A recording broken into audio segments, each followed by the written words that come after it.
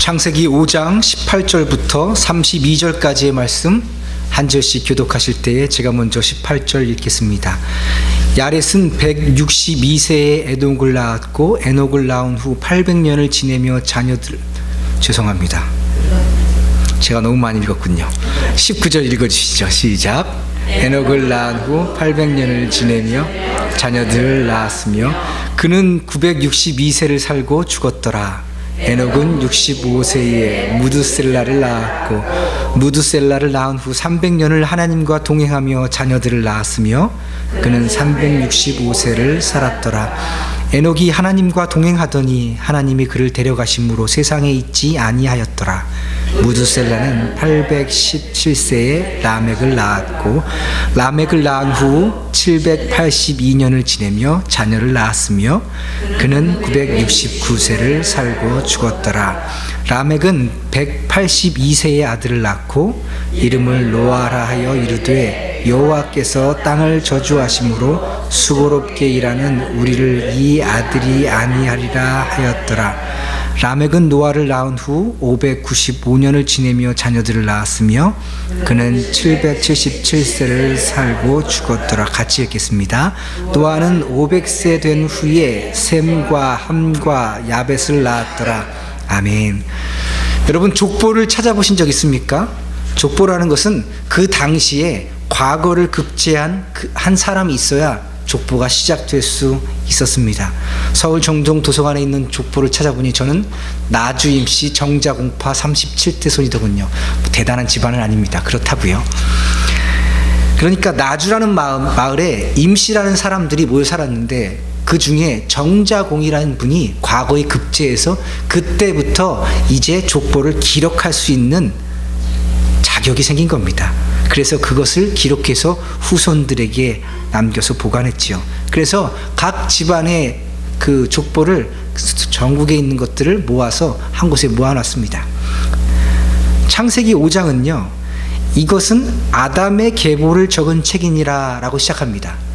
아담의 계보를, 족보를 쭉 적어놨어요. 그런데 딱 10명의 이름만 나옵니다. 아담, 셋, 에노스, 게난, 마할랄렛, 야렛, 에녹, 무드셀라, 라멕, 노아. 아담부터 시작하여서요, 수많은 사람들이 태어났는데 창세기 5장은 딱 10명의 족장들의 이름만을 기억하고 있습니다. 그 각각의 족장들도 많은 자녀들을 낳았을 텐데 꼭 한 명만 이름을 기록하고 있습니다. 성경 오늘 읽은 창세기 이외에 족보가 또 한 군데 기록되어 있는데 바로 마태복음입니다. 창세기의 족보는 아담의 계보이고 마태복음에 나오는 족보는 예수님의 계보입니다. 구약의 첫 번째 책인 창세기에는 아담의 계보가, 신약의 첫 번째 책에는 예수님의 계보가 기록되어 있습니다. 똑같이 한 사람을 중심으로 이렇게 계보가 기록되어 있는데요, 크게 다른 점이 있는데 아담의 계보는 낳고 죽었더라 반복되는데 예수님의 계보는 오직 낳고만 있습니다. 죽은 것을 기록하지 않았어요. 똑같이 죽었지만 죽은 것을 기록하지 않은 것은 분명히 이 창세기의 계보와 구분시켜내기 위함입니다. 아담의 역사는 결국 죄로 인하여 낳고 죽게 되는 역사고, 예수 그리스도의 역사는 낳고 나서 결국에는 영원히 살게 되는 역사를 기록하기 위함입니다. 자, 이제 낳고 죽게 된 아담의 계보, 그리고 이제 우리도 결국 낳아서 죽을 수밖에 없었던 그런 이야기들을 아담의 계보를 통해서 우리 살펴보겠습니다. 오늘 1절 말씀을 보니까 마치 창세기 1장으로 돌아간 듯이 하나님께서 사람을 창조하실 때 어떻게 창조하셨는지 다시 한번 설명해 줍니다. 하나님의 형상대로 사람을 지으셨다고요. 아담의 계보를 이야기하면서 다시 한번 사람이 하나님의 형상대로 지음받았음을 얘기하여 줍니다. 하나님의 형상으로 가득 찬 그 모습을 보았을 때 사람과 사람이 처음 만났을 때 어땠어요?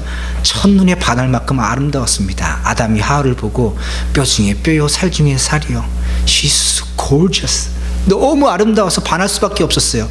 그녀의 외모가 아름다웠을 뿐만 아니라 그녀가 가지는 행동, 여러분, 사랑에 빠졌을 때요, 예쁘다고만 멋있다고만 사랑에 빠지지 않습니다.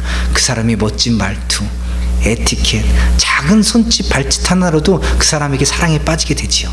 하나님의 형상이 가득 찬 서로의 모습을 서로가 확인할 때 그들은 그 모습에 반할 수밖에 없었습니다. 서로가 깊은 사랑에 빠질 수밖에 없었죠. 그들에게 그렇게 하나님의 형상이 가득해서 아름다웠습니다. 사랑하기에 충분한 그런 모습이었죠.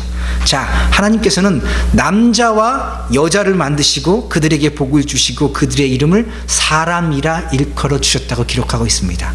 아담을 만드시고 사람이라 하지 않으셨습니다. 남자와 여자를 만드시고 사람이라고 하셨습니다. 그래서 인류의 시작은 가정으로부터 시작됩니다. 남자와 여자가 서로 위치가 다를 뿐이지 각각의 기능하는 일이 다를 뿐이지 서로가 똑같은 위치에 있는 것입니다. 남자 혼자 만들고 먼저 사람이라고 하지 않은 것 우리 먼저 기억해야 됩니다. 오늘날 남자와 여자가 서로 대립적인 구도를 가지거나 혹은 남자와 여자가 육체적으로 어떤 일들에 있어서 기능적으로 분명히 차이가 있는데 이 차이를 서로 다르다고 말하게 되는 것은 그것은 남자와 여자가 서로 범죄하게 대해서 서로를 인정하지 못하고 존중하지 못하게 된 결과입니다. 사람의 가장 아름다운 가치를 잃어버려서 그렇게 되었습니다. 자, 이제 3절부터는 아담이 자녀를 낳은 것으로 시작하는데 첫 사람 아담과 하와는 하나님의 형상대로 지음을 받았습니다. 그런데 3절 보니까 아담이 130세에 자기의 모양 곧 자기의 형상과 같은 아들을 낳았다고 기록하고 있습니다. 아담과 하와는 누구의 형상을 닮아서 만들어졌다고요? 하나님의 형상. 그런데 아담의 아들 셋은 지금 누구의 형상을 닮아서 태어났어요? 아담의 형상이요. 아버지, 죄로 인해 죽게 된 운명으로 빠져버린 바로 그 아담, 죄된 모양의 그 형상을 닮아서 그대로 태어났다는 겁니다. 그 말은 무슨 뜻이냐면 아담이 범죄한 그 모든 형벌을 그의 자손도 똑같이 받을 것이라는 겁니다. 하나님의 형상을 잃어버려서 이제는 사람의 형상만 가질 수밖에 없었던 그런 모습이라는 것이죠. 그런데 아담의 자손은요, 우리가 잘 알고 있는 대로 아담과 하와는 처음에 가인과 아벨을 낳았죠. 그런데 이 족보는요, 분명히 어떤 방향성이 있다고 했습니다. 아담 다음에 가인과 아벨, 그리고 아벨은 일찍 죽었음, 셋, 뭐 이렇게 적지 않고요. 아담, 셋, 그냥 뚝 넘어갑니다. 왜 그랬을까요? 이것은 그 계보가, 그 족보가 어느 한 곳으로 빠르게 달려가고 있는 것을 보여주고 있는 겁니다. 비록 지금 창세기의 그 족보와 마태복음의 족보가 한 곳으로 이루어지고 있는데 그것은 바로 예수 그리스도입니다. 아담의 족보가 아담 셋으로부터 시작하여서 에녹과 노아로 쭉 이어지게 되는 것은요, 그들의 가문, 오직 그들의 자손, 그 한 줄로 쭉 내려오는 그 선 끝에 누구를 만나게 하시려고요? 예수님 만나게 하려고요. 그래서 지금 예수님의 족보를 기록하고 있는 겁니다. 예수님이 이런 시를 통해서 이 땅에 오게 되었다고요. 비록 아담이 이제 죽게 될 운명이었지만, 낳고 죽게 되지만 그 후손들을 통해서 결국 새로운 역사가 써질 것이라는 것을 지금 창세기에서 미리 보여주고 있는 겁니다. 그래서 아담의 족보가 가인으로 이어지지 않고 셋, 에노스로, 노아로 이루어지고 있는 겁니다. 그 족보는 훨씬 지나서 아브라함을 지나서 다윗을 건너 예수에게까지 오게 됩니다. 죄로 인해서 하나님의 형상을 아담은 다 잃어버렸지만 결국 그 후손들도 다 죽게 되지만 여전히 하나님께서는 이 세상에 하나님의 이름을 잊지 않고 교회의 씨가 마르지 않게 해서 결국은 예수님에게까지 이어지게 하시겠다는 하나님의 은혜인 줄 믿습니다. 우리가 그 은혜 안에 소속된 사람들입니다. 성경은 분명하게 얘기합니다. 우리의 이름이 하늘에 있는 어떤 책에 기록되어 있다고요? 생명책에 기록되어 있다고요. 우리들의 이름이 하나님의 족보책에 기록되어 있습니다. 오직 하나님의 족보, 그 생명책에 기록된 자만 하나님의 백성인 겁니다. 그런데 우리가 이미 기록되어 있다고요. 그러니 우리는 예수님의 자손이고 다윗의 자손이고 아브라함의 자손이고 회복된 아담의 자손인 줄 믿습니다. 자, 5절 말씀에 아담은 셋을 낳고 800년 동안 자녀를 낳고 살다가 그리고 930세에 죽고 맙니다. 범죄했는데 그 이후에 자녀를 낳고 800년 동안이나 살았다고요. 참 오래 살았죠. 그런데 결국 그는 930세를 향수하고 죽게 되었습니다. 아담이 지은 죄 때문에 그의 아들 아벨이 살해당한 것으로 죽음이 들어온 것이 그냥 끝나지 않고 이제 아담 자신도 죽게 된 겁니다. 그리고 그 아담의 후손들 모두가 그 아담의 형상을 닮고 태어났기 때문에 모두 죽게 됩니다. 그 유전된 죄가 모든 사람을 다 죽게 만드는 겁니다. 죽음의 유일한 원인은 바로 이 죄입니다. 그래서 결국 그 죄 때문에 우리도 죽게 될 겁니다. 그런데 모든 사람의 기록이 낳고 죽고 했는데 오직 한 사람만 다릅니다. 아담으로부터 세보니까 7번째 바로 에녹 말이지요. 그는 죽지 않고 하늘로 올라가게 됩니다. 아담의 계보는 10번째 노아가 셈, 함, 야벳을 낳는 것에서 창세기에서 일단락이 됩니다. 그리고 노아 시대에 모든 사람이 다 죽고 오직 노아의 식구들만 살게 되지요. 근데 그 위로 돌아가 보니까 죄라는 것이 얼마나 무섭냐면요, 항상 아버지에게서 아들에게로 유전이 됩니다.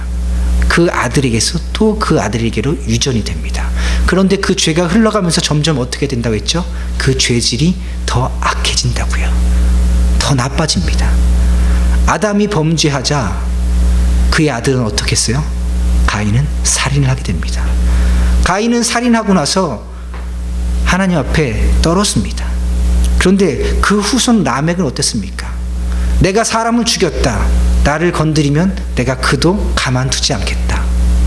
그 죄가요 점점 더 심각해집니다.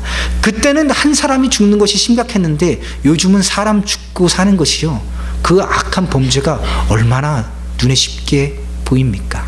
사람을 돈 주고 사고 팔기도 합니다.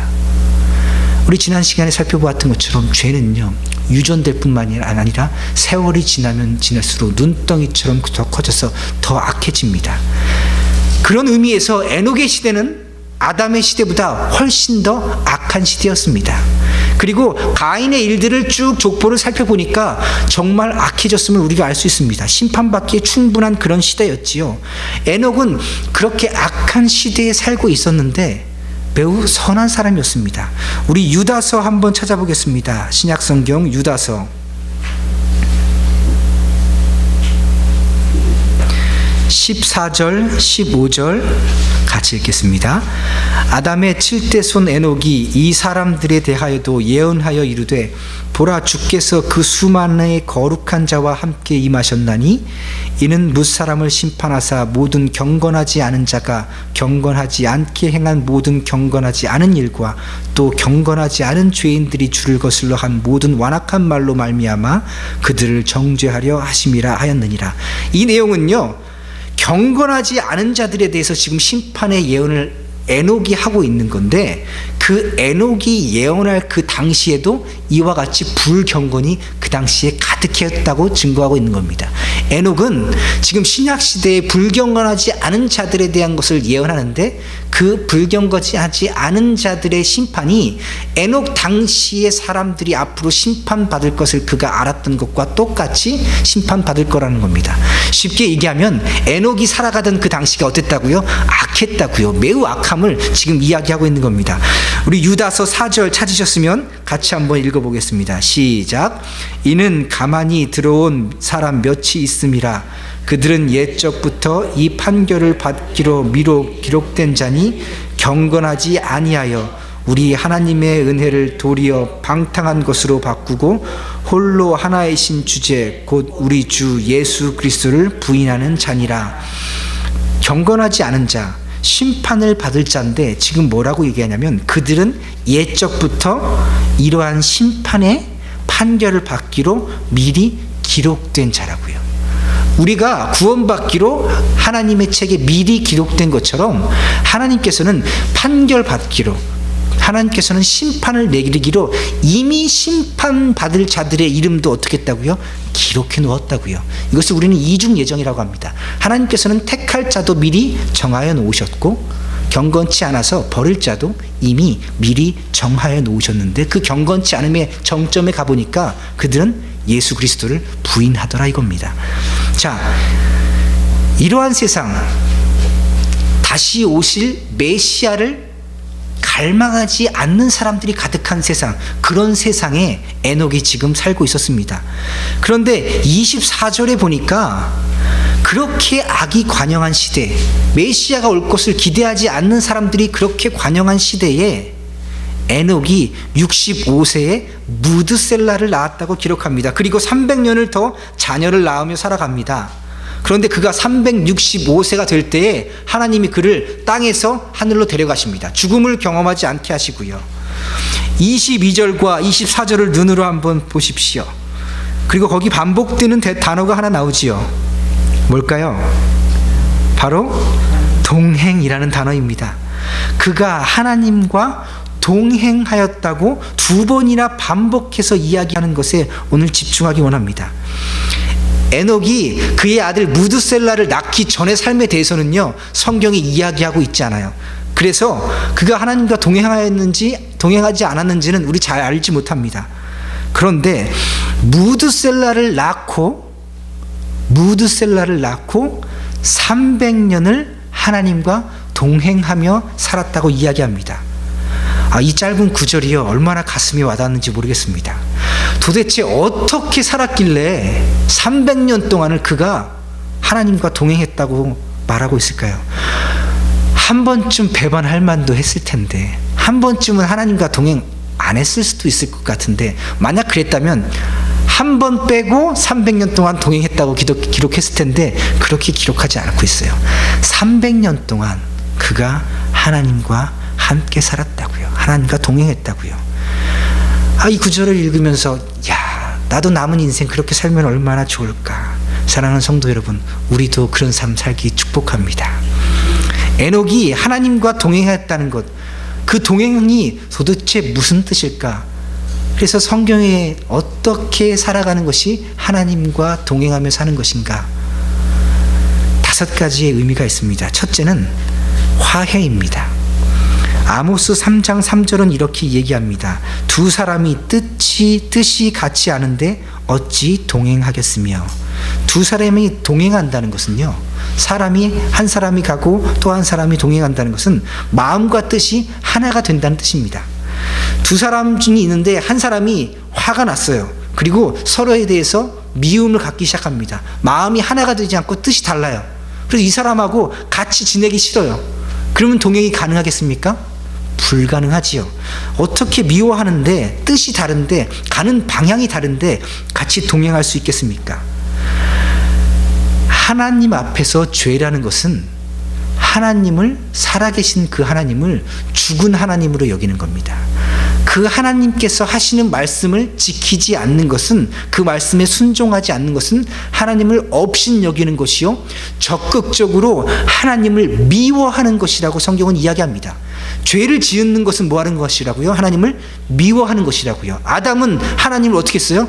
미워했어요. 그래서 범죄했습니다. 적극적으로 하나님의 말씀을 거절한 겁니다. 살아계신 하나님을 죽인 겁니다. 죄의 무서움입니다. 하나님의 그 마음과 하나님의 그 뜻을 거절하였죠. 그런데 지금 에녹이 하나님과 동행하였다는 것은 하나님의 마음과 하나님의 그 뜻에 지금 화해를 요청한 겁니다. 하나님과 동행하였다라고 얘기하는 것은요, 그가 하나님과 화해하였다는 겁니다. 하나님의 뜻에 자신의 뜻을 다 맞췄다는 겁니다. 두 번째로는요, 서로 하나님과 본질적으로 일치가 되었다는 겁니다. 에녹이 하나님과 동행하였다는 것은 하나님과 하나 되었다는 것인데, 예를 들면 이렇습니다. 아주 깜깜해요. 프레시를 탁 킵니다. 그래도 계속 깜깜해요. 그럼 어떻게 된 거죠? 프레시 약 갈아야죠. 프레시 작동하지 않은 거예요. 프레시가 탁 켰는데 빛이 들어와요. 그러면 어둠이 어떻게 됩니까? 사라지죠. 물러나게 됩니다. 빛과 어둠은 절대로 공존할 수 없습니다. 선이신 하나님이, 그 완전히 빛 되신 하나님이 계신데, 지금 죄를 가진 사람이, 죄를 가진 어두움을 가진 에녹이 하나님과 함께 하려면 에녹에게 무엇이 있어야 돼요? 빛이 있어야 됩니다. 그 하나님의 빛이 완전히 들어오게 되어서 그가 하나님의 빛 되신 그 본질을, 신적인 본질을 그가 함께 가졌다는 뜻입니다.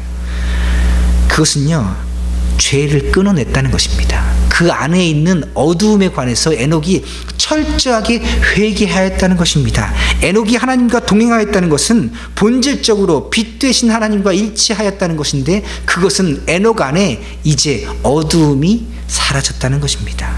죄를 가진 본성에 대한 철저한 회개가 있었을 것이지요. 그리고 날마다 회개하며 살았을 것입니다. 하나님께서는 그 회개를 받아주셨고 씻어주셨고 하나님의 형상을 그에게 회복해 주신 것을 의미하죠. 네, 맞습니다. 에녹에게는요, 철저한 회개의 기회가 분명하게 있었을 것입니다. 그래서 그에게는 어두움이 사라지고 빛 되신 하나님과 동행할 수 있었던 겁니다. 세 번째로는요, 에녹이 하나님과 동행하기 위해서는요, 도덕적으로 적합해야 됩니다. 그것은 그의 삶이 거룩한 삶이었다고요. 한 번 다 몸을 씻었는데 돌이켜서 계속 더럽게 살아요. 더러운 데서 막 함께 지냅니다. 그러면 다시 어두움이 생기지요. 그래서 하나님과 에녹이 동행하였다. 에녹이 하나님 편에 가서 하나님과 동행하였다는 것은 하나님과 화해하고 하나님과 일치되어서 이제는 거룩한 삶을 그에게 드리면서 살아가고 있었다는 것을 얘기합니다. 요한 1서 1장 1절은 뭐라고 얘기하냐면요, 만일 우리가 하나님과 사귐이 있다 하고 어둠에 행하면 거짓말을 하고 진리를 행하지 아니함이거니와. 하나님과 사귐이 있다, 동행한다, 함께 지낸다는 것은요, 그가 거룩하다는 것입니다. 거룩이라는 의미는요, 구별되다라는 의미입니다. 온 세상들이, 사람들이 살아가는 그 삶의 방식을 그가 끊어냈다는 겁니다. 세상과 구별되었다는 거예요. 온 세상 사람들이 살아가는 그러한 방식으로 그가 살아가지 않았다는 것을 의미합니다. 죄가 무엇이라고 했지요? 죄는 하나님의 법을 어기거나 하나님의 법을 순종함에 있어서 조금이라도 부족한 것을 죄라고 한다고 했지요. 에녹이 하나님과 동행하였다는 것은 항상 기뻐하고 쉬지 않고 기도하며 범사에 감사하는 그런 거룩한 삶을 살아냈다는 것을 의미합니다. 그의 삶이 이러한 거룩함으로 가득 찬 것을 의미합니다. 우리도 이런 거룩함이 가득 차길 원합니다. 네 번째로요, 에녹이 하나님과 동행하였다는 것은 그의 의지를, 그의 온 뜻을 하나님께 기쁨으로 드렸다는 것을 의미합니다. 웨스트민스터 소요리 문답 그 1번은요, 이렇게 물어봅니다. 사람이 살아있는 제일 목적은 무엇인가? 인생의 제일 목적은 무엇인가? 왜 사느냐고 물어보는 거예요. 사람의 제일 되는 목적은 하나님을 영화롭게 하고 그를 영원토록 즐거워하는 것입니다. 하나님께 영광을 돌리면서 살 뿐만 아니라 하나님 때문에 항상 기뻐하며 즐거워하고 지내는 것이 우리가 살아가야 되는 유일한 목적이라고 얘기하는 겁니다. 에녹은 하나님께 뜻을 드리고 죄를 끊어내고 거룩한 삶을 살면서 하나님으로 인하여서 기쁨을 산 겁니다. 하나님 때문에 너무 기쁜 거예요. 마태복음 11장 29절은 이렇게 얘기합니다. 나는 마음이 온유하고 겸손하니 나의 멍에를 메고 내게 배우라. 그리하면 너희 마음이 쉼을 얻으리니. 여기서 나의 멍에를 메고 내게 배우라는 것의 속뜻은 나의 멍에를 너희 스스로 짊어매고 너희 스스로 나에게 와서 너희 스스로 나에게 배우라는 겁니다. 하나님께서는요, 우리에게 억지로 십자가를 지어주지 않습니다. 우리가 자원하여서 그 예수님의 멍에와 그 십자가를 지기 원하시는 겁니다. 그런데 놀라운 것은요, 그렇게 함으로 우리가 자원해서 그 예수님의 그 힘든 멍에와 힘든 십자가를 짊어지는 것을 통해서 그리하면 너희 마음이 쉼을 얻으리니, 그 예수의 십자가의 무게 때문에 우리가 드디어 쉼을 얻게 됩니다. 왜 우리가 이 땅에서 가져도 힘이 없고 가지지 못해도 힘이 없고 열심히 일해도 힘이 없고 아무것도 하지 않아도 힘이 없습니까? 그것은요, 예수 그리스도의 십자가와 그의 멍에로 우리를 눌러내지 않아서 그렇습니다. 예수 그리스도의 십자가가 우리에게 있으므로 그 무게가 우리를 쉬게 할 줄 믿습니다. 성경은요, 우리 인생의 모든 십자가보다 예수의 십자가가 가장 가볍다고 얘기합니다. 에녹이 그랬습니다. 하나님과 동행하며 자신의 모든 의지를 하나님께 드리면서 내 의지가 아니라 이제는 하나님의 의지대로 살겠습니다 하고 자원하여서 자기 마음을 다 하나님께 드린 겁니다. 이것이 하나님과 동행하는 삶입니다. 시편 40편은 이렇게 얘기합니다. 나의 하나님이여, 내가 주의 뜻 행하기를 즐기오니 주의 법이 나의 심중에 있나이다. 시편 기자는요, 하나님의 법을 지키면서 주의 뜻을 행하는 것이 이제 얼마나 기쁜지 모르겠습니다 하고 기록하고 있는 것입니다. 사랑하는 성도 여러분, 주의 말씀 읽으면서 예수의 법대로 살아가는 것이 즐거우십니까? 그런 즐거움이 이제 우리 안에서 샘솟아나기를 축복합니다. 시작해 보십시오. 말씀 지키려고 애써 보십시오. 말씀이 요구하는 그 수많은 것들이 참 어려워 보일지 모르지만 아주 작은 것부터 시작되면요, 그곳에서부터 기쁨이 시작됩니다. 그곳에서부터 참 안식이 시작됩니다.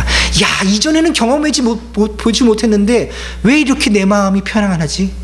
새벽 예배에서 기도하고 말씀 날마다 읽고 묵상하는 거 쉽지 않습니다. 참 어렵습니다. 그런데 그렇게 하기 시작하면요, 내 마음속에 알 수 없는 기쁨이 솟아납니다. 내 주위에 있는 것들이 아무것도 해결되지 않는데 여전히 나에게 갈 길은 멀고 험하며 무게는 쉽지 않은데 내 마음이 쉬기 시작합니다. 언제부터인가 마음이 평안해지기 시작합니다. 그래서 이 세상 살만해집니다. 왜요? 예수 그리스도를 내가 섬기겠다고 다짐하니, 내 뜻이 내려놔지고 예수의 뜻이 내게 오기 시작하니 마음이 쉬어지기 시작합니다. 여러분, 예수 믿는 것이 참 우리에게 안식인 줄 믿습니다. 에녹이 그랬습니다. 에녹이 하나님과 동행하면서 그는 참 평안을 얻었을 것입니다. 왜요? 그의 뜻대로 살지 않고 하나님의 뜻대로 살기로 작정하였기 때문입니다. 끝으로 에녹은요, 하나님과 깊은 영적인 교제가 있었을 것입니다. 에녹이 하나님과 동행했다. 그것을 영어 성경으로는요, Enoch walked with God. 에녹이 하나님과 어떻게 했다고요? 걸었다고요. 하나님과 동행했다를 하나님과 걸었다라고 이야기합니다. 걸어가는 것은요, 분명히 방향성이 정해져 있습니다. 그가 걸어왔습니다 했더니요, 걷는 척하면서 제자리에 있는 것이 아니라 걸어서 어딘가로 향하여 간 것입니다. 에녹은 하나님과 동행하면서 걸어갔습니다. 어디로 걸어갔을까요? 하나님께서 원하시는 방향으로 걸어갔겠지요. 하나님과 함께. 하나님이 원하시는 방식은 우리가 믿음에서 믿음으로 자라나게 되는 것입니다. 우리가 점차 예수 그리스도를 믿는 믿음에서 우리들의 믿음을 통하여 다른 사람들까지도 예수 그리스도를 만들 수 있도록 하게 우리들의 삶이 변화되도록 하는 그런 믿음에까지 자라나게 되는 것, 이것이 믿음에서 믿음으로 자라나게 되는 것입니다. 여러분, 믿음은 항상 자라나게 될 줄 믿습니다. 이것이 그리스도의 역사입니다. 이사야 40장 31절은요, 오직 여호와를 앙망하는 자는 새 힘을 얻으리니 독수리가 날개치며 올라감 같을 것이요 다른 박질하여도 곤비하지 아니하겠고 걸어가도 피곤하지 아니하리로다. 오직 여호와를 앙망하는 자는 새 힘을 얻을 것이라고요. 독수리 날개치며 어디로 간다고요? 올라간다고요. 독수리가 막 날개치면서 땅 파고 지하로 들어가요? 아니요. 우리가 살아가면서 이민 생활하면서 육신의 나이 점점 들면서 꿈 점차 사라집니다. 과거에 꿈꿨던 것 내가 언제 꿈꿨는지조차도 잃어버리게 되지요. 가끔은 내가 여기서 뭐 하고 있나 이렇게 생각될 때도 있지요. 육신은 점차 쇠하여집니다. 그렇게 열심히 살았는데 뒤돌아보니 남은 것은 아무것도 없네요. 여러분, 그러나 이런 상황 속에서라도 우리들의 믿음은 점차 승하게 될 줄 믿습니다. 육신이 쇠하여질수록 영은 더 승하게 될 것입니다. 사방이 우겨쌈을 당하면 우리가 바라볼 것은 오직 하늘밖에 없습니다. 에녹은요 하나님과 함께 걸었습니다. 어디로 걸었을까요? 저 하늘을 향해서 날마다 걸었을 겁니다. 저 천국을 향하여, 하나님과 깊은 교제를 향하여, 그 영적인 그 경건에 이르는 연습이 끝없어서 어디까지 자라게 되었을까요? 그리스도의 장성한 분량에까지 그는 이르게 되었을 것입니다. 하나님과 동행하여서 점차 예수님 닮아가려고요. 그는 끊임없이 걸어갔습니다. 그는 쉬지 않았습니다. 300년 동안 그는 하나님과 동행하였습니다. 300년 동안 그는 쉬지 않고 끊임없이 경건에 이르기를 연습하였습니다. 영적으로 성장하였습니다. 동행의 의미를 좀 정리해 보겠습니다. 하나님과 함께 걸었던 에녹의 하나님과의 바로 그 동행이라는 이 한 단어가 300년 동안의 그의 삶을 아주 강력하게 보여주고 있는 것이지요. 이 동행이란 의미가 우리에게 얼마나 많은 교훈을 주고 있는지 모르겠습니다. 하나님과 동행한 그 에녹의 삶에 대해서 히브리서 11장 5절은 이렇게 평가합니다. 믿음으로 에녹은 죽음을 보지 않고 옮겨졌으니 하나님이 그를 옮기심으로 다시 보이지 아니하였느니라. 그는 옮겨지기 전에 하나님을 기쁘시게 하는 자라 하는 증거를 받았느니라. 그가 300년 동안 하나님과 동행하며 하나님과 함께 살았더니 성경이 그를 어떻게 평가했냐면요, 그가 하나님을 기쁘시게 하였다. 에녹은 하나님을 기쁘시게 했습니다. 그가 하나님과 동행한 결과였지요. 하나님을 기쁘시게 하는 것이, 하나님을 영화롭게 하는 것이 사람이 태어난 목적인데 에녹은 그것을 이루어낸 것입니다. 살아생전에 그것을 이루어낸 것입니다. 가장 큰 은혜를 받은 자지요. 그런데 그는 어떻게 하나님을 기쁘게 했다고요? 동행하면서. 히브리서 11장 6절은요 그의 동행의 삶을 이렇게 이야기하여 줍니다. 믿음이 없이는 하나님을 기쁘시게 하지 못하나니 하나님께 나아가는 자는 반드시 그가 계신 것과 또한 그가 자기를 찾는 자들에게 상 주시는 이심을 믿어야 할지니라. 에녹에게는 믿음이 있었습니다. 그래서 하나님께서 그를 기뻐 받아주셨는데 그는 하나님이 계신 것을 믿었습니다. 그리고 하나님을 따라 살면, 하나님을 찾고 살면 상 주실 것을, 반드시 상 주실 것을 그는 믿으며 살았습니다. 그래서 하나님이 그것 때문에 기뻤습니다. 그 기쁨을 이기지 못하였습니다.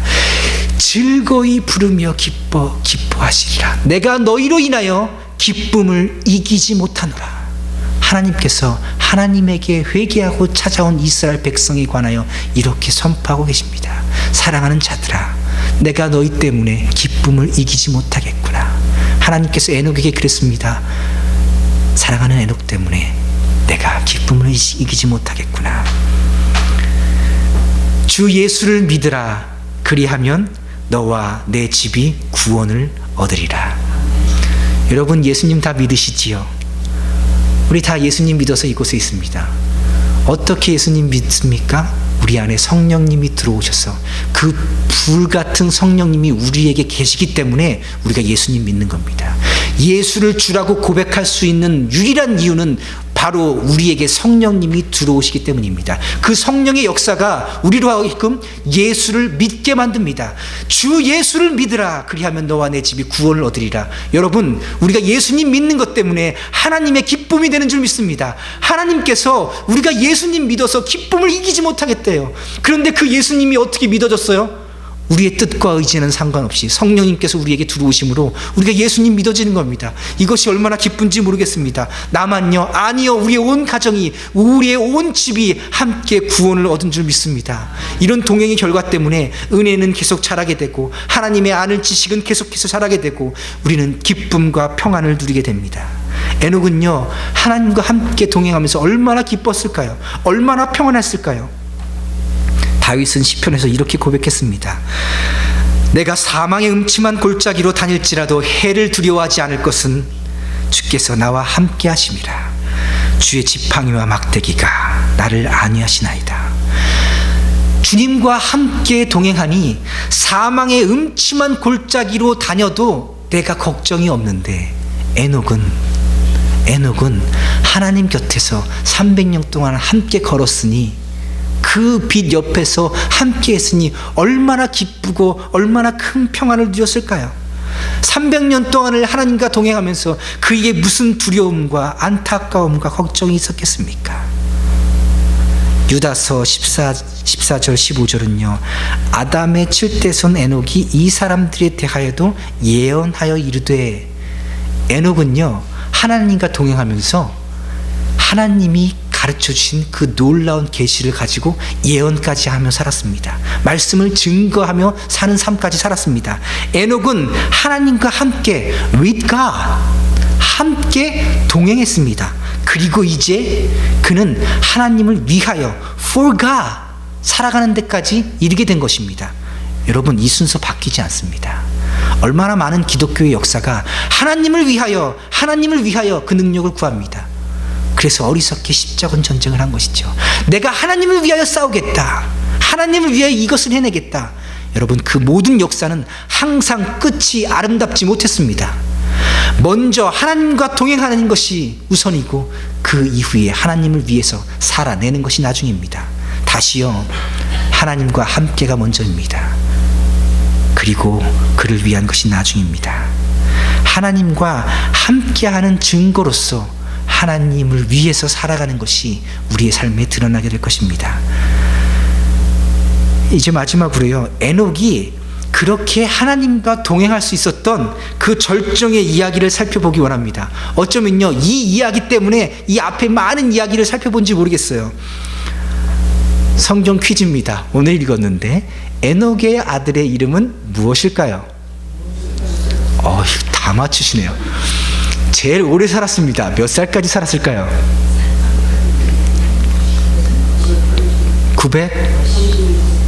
969세. 네, 성경에 써 있습니다. 뭐 잘 모르시면 찾아보시면 되고요. 그런데 다시요, 성경이 이야기하기를 에녹이 65세에 아들을 낳았는데 이름을 무드셀라고 하였어요. 아들을 낳은 후에, 무드셀라를 낳은 후에 300년을 동행하였다고요. 65세에 아들을 낳고 300년 동안 동행하고, 그러면 몇 살 때에 하늘로 올라갔을까요? 365세. 계산 잘하시네요. 그렇습니다. 무드셀라 이전에 기록이 나와 있지 않아서 하나님과 동행했는지 안 했는지 몰라요. 그런데 무드셀라 이후에 에녹이 하나님과 동행하였다고요. 무드셀라 이름의 뜻이 무엇이냐면요, 심판이 있을 것이다. 이 아들이 죽으면 그 이후에 심판이 있을 것이다 라는 뜻입니다. 왜 에녹은 아들의 이름을 이 아들이 죽으면 그 이후에 심판이 있을 것이다 라는 이름으로 지었을까요? 하나님께서 에녹에게 하나님의 특별한 뜻을 revealed, 계시, 나타내 주셨습니다. 자신의 아들이 이제 태어났는데 그 태어난 아들이 죽으면 온 세상을 하나님께서 심판하셔서 다 쓸어버릴 것이라는 하나님의 뜻과 계시를 에녹이 받은 겁니다. 이 말은 무슨 말이냐면요, 이 아이가 살아있는 동안에는 온 세상이 유지되고 존속될 것이지만 이 아이가 죽는 날에는 온 세상이 다 함께 죽을 것이다 라는 것입니다. 생각해 보십시다. 하나님께서는 하나님의 뜻을 나타내 보이셨는데 도저히 의심할 수 없는 가장 확실한 방식으로 하나님의 지금 음성으로 에녹에게 깨달아 주셨습니다. 에녹아, 너가 아들을 낳았는데 이 아들이 죽으면 그때에 내가 온 세상을 다 함께 심판할 것이다. 에녹이 아들을 봅니다. 지금 이 아이의 생명이 어떤 생명이에요? 온 세상의 생명이에요. 이 아들을 보고 있으면 지금 뭘 보고 있는 거예요? 온 세상을 보고 있는 거예요. 이 아이가 얼마나 빨리 죽을지 알 수 없어요. 갓난 아이가 태어났어. 이 아이가 좀 아파요. 이 아이가 이제 곧 죽게 될까? 이 아이가 곧 죽게 되면 온 세상이 끝나게 되겠지. 아이가 혹 어딘가로 잘 보이지 않을 때, 아이의 생사가 불분명할 때 에녹은 무슨 생각을 했을까요? 이 아이의 죽음은 곧 온 세상의 죽음일 것인데, 이 아이가 죽으면 세상이 끝날 것인데 내가 이렇게 살아야 될까? 그는요, 온 세상의 죽음과 함께 지금 살아가고 있는 것입니다. 내 아이가 죽으면 온 세상이 끝난다. 그 계시를 받았으니 그가 얼마나 간절하게 하나님을 찾았겠습니까? 아이가 죽는 즉시 이 세상이 끝날 것인데 이 세상에 무슨 낙이 있겠습니까? 이 세상이 더 이상 존속하지 않을 것인데 이 아이 이후에 세상이 없을 것인데 그에게 무슨 소망이 있겠습니까? 에녹이 그 계시를 받고 아들을 얻었습니다. 에녹은요, 무드셀라가 태어나면서부터 온 세상에 대한 매력을 잃어버렸습니다. 이제 곧 사라지고 없어질 것이니까요. 그래서 그는 하나님과 동행할 수 있었습니다. 그렇게 무드셀라를 낳고 300년 동안을 하나님과 동행한 것입니다. 이 세상에 아무 소망이 없음에, 이 세상에 아무런 미련도 없었음에 오직 하나님과 동행하고 하나님 한 분만으로 기뻐하며 살 수 있었던 것입니다. 그렇게 살다 보니 하나님께서 그를 하늘로 직접 데려가신 것이지요. 모든 이들이 가야 될 그 죽음의 강을 건너지 않고요. 여러분, 무드셀라가 죽은 바로 그 해에 노아가 600세 되던 해였고, 그 해 2월 17일에 온 세상에 홍수가 나서 온 세상 사람들은 다 죽게 되었습니다.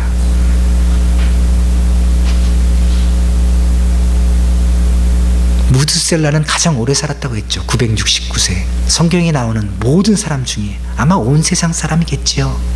가장 오래 살았습니다. 무드셀라가 죽으면 온 세상이 심판을 받을 것이다. 이제 우리 다 알지요.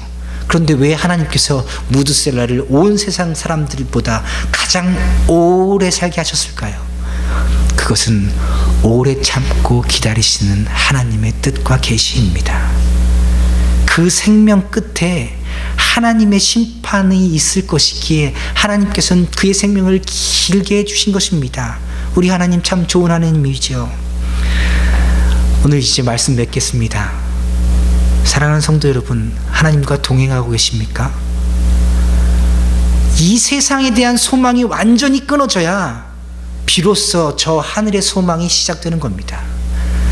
에녹은요, 그 아들의 생명이 끝나면 이 세상도 끝날 것이라는 소식을 듣고 단 한 번도 하나님을 떠나지 않고 하나님과 300년 동안 동행하였습니다. 300년 동안 하나님과 함께 걸었습니다. 한 세대를 30년이라고 하는데요, 한 세대가 지나면 이 예배당 안에 몇 분이나 남아있을까요? 두 세대가 지나고 나면 과연 남아있을 분이 계실까요? 얼마 지나지 않아서 우리의 세대는 이제 곧 끝나게 될 것입니다. 가장 확실한 것은, 아담 이래로 가장 확실한 것은 사람은 죽는다는 것입니다. 그래서 성경은 낳고 죽고 낳고 죽고를 족보에 기록해 놓은 것입니다. 우리 반드시 죽을 것입니다. 에녹은요, 그 아들을 보면서 세상에 가장 확실한 죽음을 보았지요. 이 아들이 죽으면 온 세상이 죽을 것이다. 가장 확실한 그 진리를 깨닫고 그는 평생을 하나님과 동행하였어요. 그런데 그는 300년이나 살았습니다. 그런데 우리에게 그것과 똑같이 가장 확실한 진리는 뭐예요? 우리도 죽는다는 것입니다. 우리의 세상이 곧 끝난다는 것입니다. 우리의 소망이 죽음 이후에는 이 땅에 더 없지요. 그런데 우리들의 소망이 그런 어디에 있습니까? 에녹은 그 아들이 죽으면 세상이 끝날 것을 알고 세상에 대한 소망을 다 끊고 하나님에 대한 소망만을 가지고 하나님만을 기뻐하면서 남은 평생을 살았고, 그것 때문에 하나님이 기뻐 받아주셨죠. 그러니 우리 어떻게 해야겠습니까? 우리 생 이제 곧 끝날 것입니다. 무슨 소망이 그렇게 많이 이 땅에 남아있을 것이겠습니까? 더 이루어야 될 꿈이 뭐 그렇게 남아있겠습니까? 이전에 소고기 먹다가 지금은 좀 힘들어서 닭고기만 먹으면 이제 죽겠네 하시겠습니까? 이전에는 그렇게 펄펄 날아다녔는데 이제는 힘들어서 계단 하나 올라가는 것도 힘드네요. 그래서 못 살겠습니까? 하시겠습니까? 사람은요, 어린아이 돼서 태어나서 앙앙 울다가 네 발로 기다가 두 발로 서서 걸어서 결국은 네 발로 가다가 누워서 말만 하고 그냥 가게 됩니다. 나이 많이 들면요, 운전하는 게 자랑이고, 나이 많이 들면 두 발로 서서 걸어 다니는 게 자랑이고, 더 더 아프면요, 그래서 앉아서라도 말이라도 할 수 있으면 자랑이라도 합니다. 자기 혼자 힘으로 밥 숟갈이라도 뜨면 참 자랑이에요. 애기들 1살 돼서 혼자 밥 먹으면요 신동 났다고 합니다. 그런데 나이 90, 100 먹어서 혼자 밥 먹으면요 참 튼튼한 노인이라고 합니다. 여러분의 자랑은 무엇입니까? 밥 꼭꼭 잘 씹어 먹는 것이 자랑입니까? 좋은 옷 혼자 입을 수 있어서, 단추 혼자 잘 채울 수 있어서 자랑입니까? 여러분, 이 땅의 소망은요 금세 끊어지고 맙니다. 금세 없어지고 말 것입니다. 에녹이 그 아들의 인생을 보면서 그 세상의 끝을 보았던 지혜를 가진 것처럼, 우리가 늙어가고 여러 사람들이 우리의 주위에서 죽어가는 것을 통해서 우리도 곧 죽게 될 것이라는 진리를 깨닫기 원합니다. 이 땅에 소망을 두지 않고 저 하늘의 소망을 두며 하나님과 동행하였던 그 에녹처럼 우리도 하나님과 동행하면서 그 하나님이 너무 기뻐서 날마다 하나님을 찾는 주의 성도들 되시기를 주님의 이름으로 축복합니다. 같이 기도하시겠습니다.